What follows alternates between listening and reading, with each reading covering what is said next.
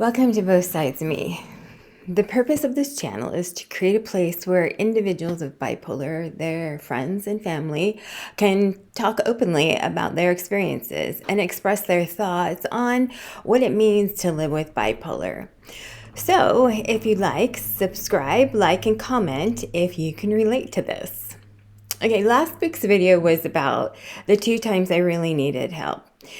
I shot the video while on vacation in sunny Arizona and getting some much needed sunshine, of course. I had to use my phone as camera and I did not have a lot of privacy, so please forgive the poor quality, and I promise this video should be better. This episode will focus on what it feels like to live with bipolar from the inside. Now, not the textbook version, but real life. Now, I'm not going to go in too deeply about the manias and the depression in this episode, because those deserve their own conversations. But today I'm going to focus on the part people don't always see. The self-monitoring, the questioning, the fear of being misunderstood, and the work it takes to stay grounded. And it does take work. Now, there are some common misconceptions about what bipolar is, and I'd like to address that just briefly. Bipolar is a mental health disorder characterized by extreme highs and lows. They're called manias and depression. But actually, if you ask a person with bipolar, it is so much more than that. But this is what bipolar is not. It is not being overly emotional. It is not being a drama queen. It's not violence. It's not simply switching from happy to sad. Oh, wouldn't that be nice? And it's not multiple personalities. There is no Jekyll and Hyde going on there. And some people actually believe that there are 2 different people living in that one body. And it is not a choice. If it were a choice, I can probably guess that 100% of people would not choose to have bipolar, just like you wouldn't choose to have cancer or diabetes or anything like that. It's not a choice. It's just a fact of life. It's biological. And it is not a sign of weakness, which is something that I struggle with. I often think it makes me a weaker person to have it, but it isn't. I'm very strong. I'm very talented. I have a lot of skills I worked hard at developing, and I'm not weak, not because of bipolar. And it is definitely not a character flaw. Although we may feel that way, we are not flawed. Now, people often think bipolar is just mood swings. Oh, how have I heard that? But living with bipolar is so much more complicated than that. It affects how you think, how you sleep, how you relate to others, your relationships, and how to just move through everyday life. There is constant self-monitoring. And I feel like from the inside, this is what it feels like. Trying to catch up with my own mind. This unending back and forth with myself. My brain never shuts off. And it's really difficult to tell if I can trust my own perception of reality. That's what it feels like inside.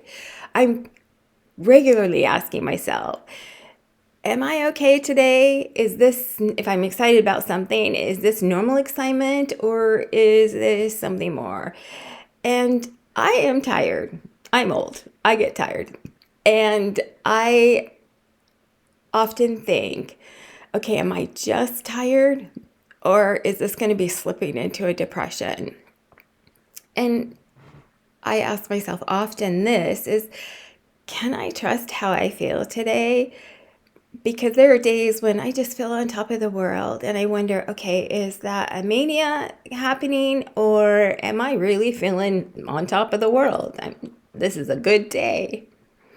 And then there's the emotional background noise. So even on stable days, bipolar disorder can still be in the background because I'm always trying to stay aware of myself, how I'm feeling, what I'm thinking, and how it's affecting those around me.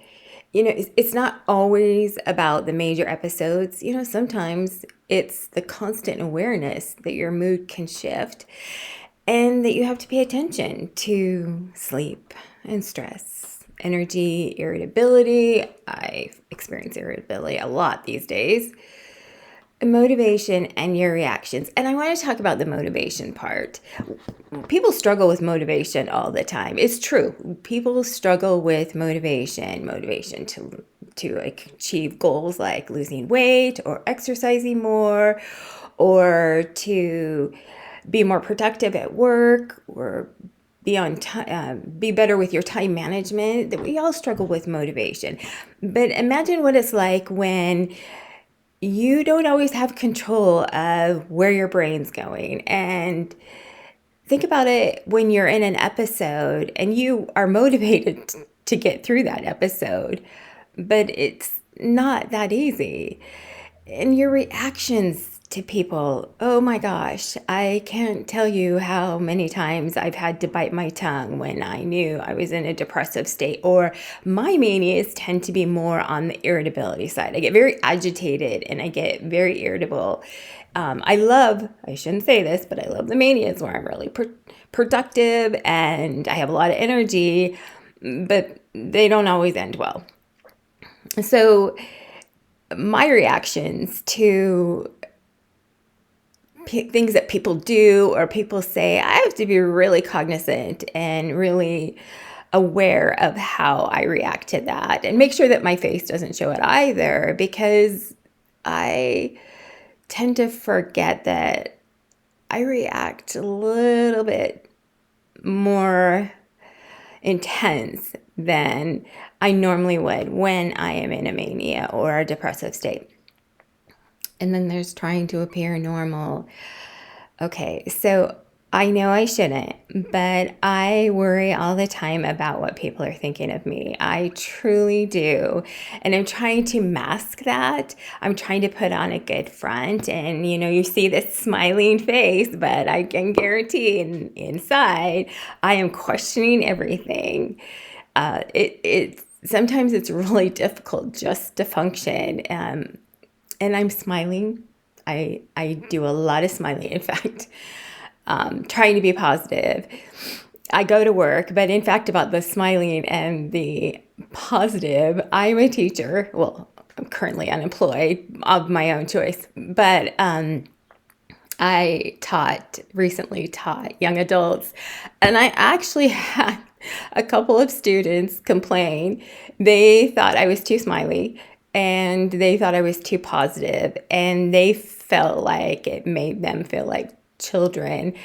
And I thought when my boss talked to me about that, and she knows who I am, and she's well aware of my personality, and so she knows it's just part of me. When she told me about that, I just told her, I said, I thought that's how we were supposed to be. And if they only knew what I was trying to hide, they would really appreciate the smiliness, because they don't want to see the other side. I struggle with being around people while managing a lot of this internally, because, again, I worry about what they're thinking, and I worry about them finding out, and I'm worried about them thinking I'm kind of quirky because I'm overcompensating for what I'm trying to hide, that I'm trying to overcompensate for the bipolar. And it's very, very difficult. There is also the fear of being misunderstood, and it's actually a real fear. And it's also very justified for a lot of people. We are misunderstood. When we react a certain way, we're trying to function. We're trying to go to work. We're trying to hold it together. And we're not perfect at it. And there are times when we slip. And we'll try to rein it in, but we don't. And you're misunderstood as being overreactive. Or for me, if I know that I am in a certain state and I want to still function at work, I look like I'm shutting down. I don't say a lot. And again, I'm a talker and I'm really positive and I like to smile and I have lots of ideas. I like to contribute. I'm a team player. I feel like I'm selling myself. But when I know that I'm not in a good place mentally and emotionally, I don't say a lot. And it has been misconstrued as not being a team player or being sulky or something along those lines. And it's not that. I'm trying to protect myself and those around me. But also, I know that I have bipolar and I worry about them finding out. And there's even with them not knowing, there's this shame. I feel like I'm a weak person or that I'm flawed. And again, I know those things aren't true, but the thoughts are still there. And I worry about that. And I feel a lot of shame in that. Why am I this way? Why can't I just control it? Why can't I just be normal? And I use that word loosely. And then people using bipolar casually. I am guilty of having done that before, but it really creates a stigma.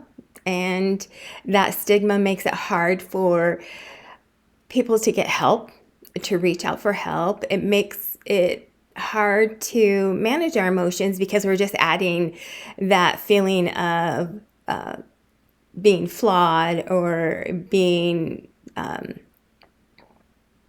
incapable of managing your behaviors or your emotions or your mental state. And so you just feel like there's that shame and that guilt for being who you are, something that's not your fault. I just want people to see me as a whole person. There are two sides of me, and well, there are multiple sides of me. And I just want to be seen as a whole person. I don't want to be seen as broken. And so there's the misunderstanding. So here's how I stay grounded through all of this. And I'm not perfect at it.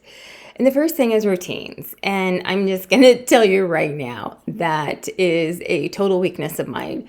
I don't do well when I don't have a set routine. And currently I do not. I mentioned earlier that I quit my job, and it was really, really difficult for me to do. It took me months to decide to do that. But I had suffered through a really trying year where there was the culture was toxic at a previous school, and it was starting to become really bad at where this previous job. And I told myself I am not going to go through that again. But I love teaching and I really loved my students. I taught students 16 to 26. And as difficult as that job was, and as stressful as that job was with these teenagers and young adults who feel entitled and try to push boundaries, I had a really good rapport with them and they made me happy. I would tell them that all the time. You make me happy. That's why I come to work, because they would ask me, how is it that you still show up for work when there's all this stuff going on that's negative? And I just said, because I come back for you. So when I decided to leave, it was really difficult. And I had students who understood, but I actually had some reactions that said, why are you leaving us? And I felt really bad about that. But again, so it was a very difficult decision, but I had to do it for my mental health. And so now I'm unemployed and I don't have a set routine, and I'm really struggling with setting up routines and sticking to them. Because I'm going to be honest, I'm not in a really good place right now. I'm getting better, but the last 2 months have been super difficult for me, and I've been hiding a lot. I've been actually hiding in my house a lot, but I've been hiding and a lot of my emotions, and it's been really difficult. So the routines are really important for me. And then there's the sleep aspect. And that is when sleep is so important for everyone. But when you have bipolar, it is so important that you get your sleep. And when you start noticing changes in your sleep, that's often not a good sign. In my case, I don't get a lot of sleep. And when I go long periods of time with very little sleep, I can guarantee that that's a trigger. And it's not a fun one. I I have cats, and I have this one cat that thinks that he needs to sleep with me every night, and I spoil him. But about 2 or 3 in the morning, he decides he needs attention and he wakes me up. Well, it takes me a while to get to sleep to begin with. And then he wakes me up. I get irritated because I'm in a deep sleep. And then it takes me forever to fall back asleep. So I'm getting, 5 hours of sleep, sometimes less. And then I want to take naps, and those don't always go well. So sleep is really, really important. And so when I have regular sleep patterns, I am managed to stay grounded. Then there's the support aspect. Like I said, this has been really, really difficult. And there were some other things that have happened. We had some deaths in the family of some very close family members. And so the support, especially for my husband, has been great. Now that he understands, we both understand what's going on. It isn't easy for him by any stretch of the imagination. And I've been struggling just getting up in the morning, or getting up, period, and, just daily routines. And it's hard for him to watch, but he has been very supportive. And I just don't think that I would have been getting through this time if I didn't have his support. And I'm honest about what's going on. I, let him know, hey, this is what's going on inside me and I need your support. And I'm honest with myself. Sometimes I'll tell myself, oh, this is ridiculous. You need to just get over it. But I am honest and say, you know what? I can't right now. I know I need to get over this, and I'm trying, but I need to give myself grace. And another thing that has really helped me, and I will not go without this anymore, is therapy. I see a psychologist and a psychiatrist, and the psychiatrist manages medication. So I'm on medication too, and I will not go off that. It is not a good thing, and it's kind of an ugly thing when my pharmacy runs out and I have to go a few days without the medication. And of course, insurance companies only let you call in your medication for a refill 7 days in advance. So if the pharmacy's out, you're kind of up a creek for a while. And that just happened really recently too. I was off medication for a couple of weeks because there was a shortage of one of these medications. And it's been really difficult. Mine just got back on it, and that time period was really, really difficult for both of us. But I do take medication, and it helps a lot. And it was trial and error to find the right, should I say, cocktail of medication.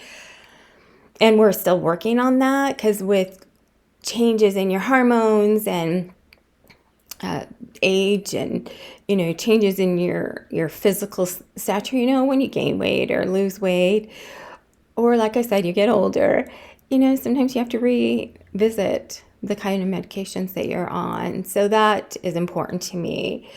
And then, of course, being self-aware. And I talked about how I'm always self-monitoring. I'm always aware that I may not be in a good state, or I may be in a good state, but I always want to be aware of the triggers and the symptoms of any episodes, mania or hypomania, or my manias or hypomanias, or depression. And all of this is exhausting.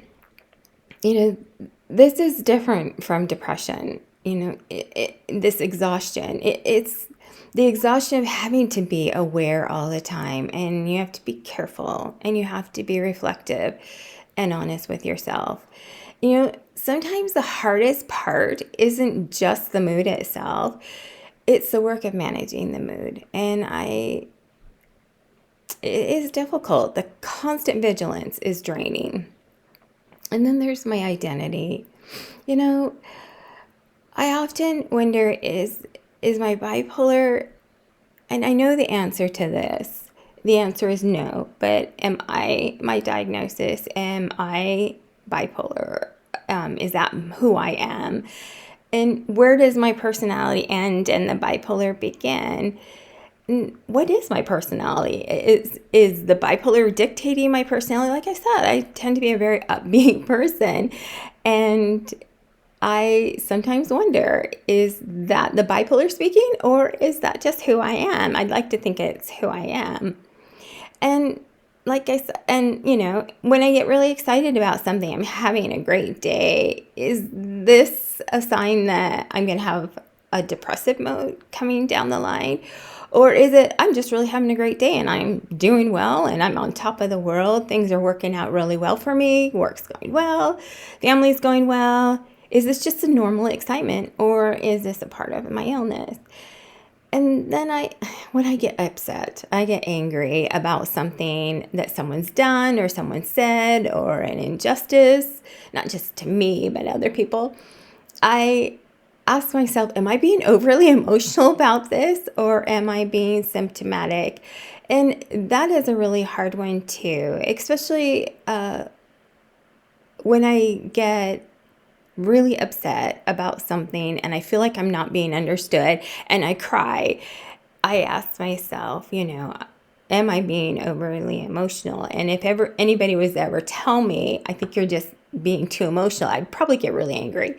And if it was someone I knew well, like my husband, I'd probably say something. In other words, I would probably politely say, I don't think that's what it is, but okay.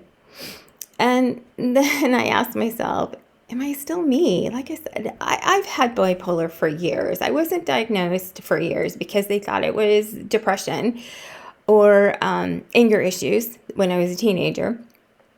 So I've had it for years. And like I said, I think I was a pretty fun person to be around. I had friends and I enjoyed life. But as I've gotten older and I have more stresses and I've had more life experience that have caused episodes, I wonder, am I still me, or am I my diagnosis? And then there's sometimes frustrating to be around normal people. And again, I use normal because what does that actually mean? But it's hard to be around people who don't have bipolar because I want that stability, that constant stability that they have. It's their ups and downs, their bad days or good days. They don't last. They aren't so extreme that you're questioning your sanity. And I want to be like that. But I know that's just not the case. That's not going to happen. And I'll never have that true stability. And I just need to recognize that and take steps to not worry about that, and to, like, again, I use that word grace. I wish more people would practice grace with each other. But then there are the stability parts, the times when there is that stability. And people often think that, well, if you're stable, that means everything's being easy. Things are going good, things are going smoothly, life is good, it must be easy to stay stable. It is not. It absolutely is not. And it can be completely peaceful and completely wonderful. Everything is going great. But I get scared. It scares me to be in a stable position sometimes because I know it's not going to last. I know eventually I will have an episode. And even though it feels like relief, it is an effort to maintain that. At least it can be at times. There are other times when it just feels great. Things are going well and I don't even think about it. But that's also sometimes not a good thing either because I miss signs, and I've done that many times. There is hope though. And I've talked about this before. There is hope. And this does not have to be a life sentence.